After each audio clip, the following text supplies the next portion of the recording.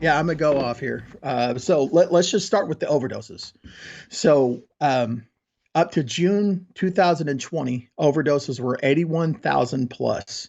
Okay, that's a 34% increase from the year prior to, and it's a national record. Um, I talked about my story. I talked about going to a meeting and people talking to me. I talked about people taking me out to lunch. That isn't allowed to happen anymore. When these lockdowns and mandates came through, what they said was, you had to be socially distant. You had to do this, you had to do that. Well, a lot of these meeting halls closed their doors.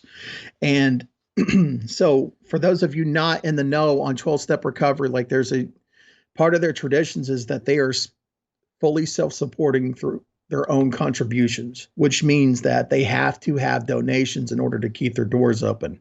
Well, when you don't have a meeting, what happens? I mean, the doors obviously close. I mean, it's just how it goes. So now, granted, a lot of these meetings started going to Zoom, but I'm telling you right now, Josh, if when I came into recovery, you handed me a Zoom link and I didn't have a fucking phone, like, what am I going to do with this shit?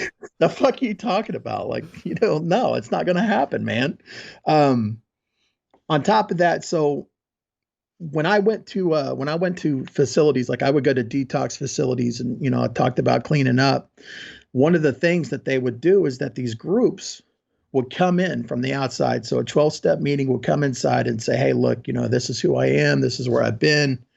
And they talk to you and you get this sort of identification going. You start to understand what's going on as far as like how this recovery thing works. And that was so instrumental for me. That's how I developed this idea in the sense that, these people are talking to me like we talked about from a place of experience, not just some bullshit.